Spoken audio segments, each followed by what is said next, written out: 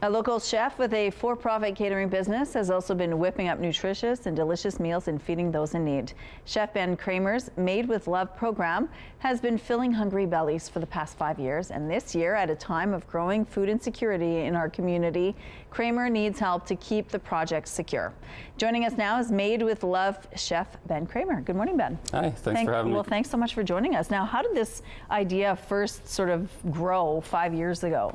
Well, our business has always sort of given back a little bit as we can. While we were trying to build this small catering business.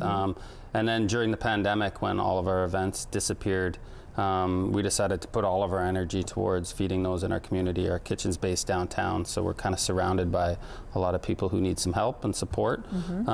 So without any events to keep us busy, we decided to start feeding the neighborhood and have grown it ever since. And how does it work? How do you fund this? So we initially started by getting donations from the public.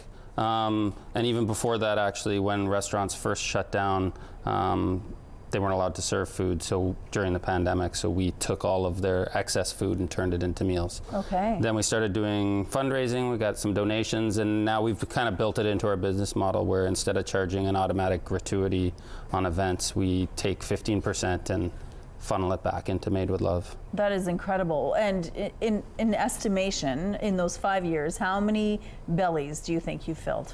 Well, we're close to 200,000 meals that we've given away. I think the number's probably a little higher than that because some of the meals were done in bulk, so it's hard to estimate. Okay, yeah. But as far as individual meals that we've packed and delivered, that's been, just shy of 200,000. That is incredible. And we're talking healthy, nutritious, delicious food. Tell us a little bit about some of the meals that you've prepared under this program. Yeah, I mean, they're all designed by myself and my team. And as chefs, food comes first a lot of times. So our goal was to make sure that we were providing nutritious meals and not just filler. So we're doing things like grilled chicken, rice, and a vegetable as one meal. We do some vegetarian meals, we'll do some pasta, but they're all designed to be individual meals that are, we vacuum seal them, so if you don't have access to a kitchen, you can literally drop the bag into a pot of hot water and it'll heat it up all the way through. Wow. Or you can pop it in the microwave, the oven, and they're fully cooked so you can eat them cold if that is your situation. You've also partnered up with Main Street Project, right? Yeah. Initially, we were using a bunch of organizations to help do distribution during the pandemic. And then now we've sort of partnered with Main Street Project primarily just because they have a pretty broad distribution network. So we get them the meals and they get them to the people that need them. When you started, you were helping to feed 1 in 8. Now the need is greater. What do you need from the public to support you right now?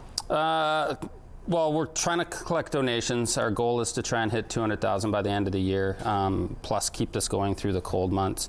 So spreading the word, for sure, letting people know that we're there and we're doing the work, but we're primarily trying to raise funds just so we can keep buying food. Food's not getting any more or any cheaper. Right. Yeah. And the need is greater. You're seeing that trend as well. Yeah, right? when we started, the stats were 1 in 8 people were food insecure. It's now at least 1 in 4 from the latest data.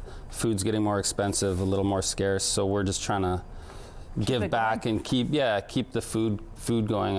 I understand that it's sort of a band-aid to the bigger problem of poverty. Right. But as cooks, we're just doing what we can and feeding people.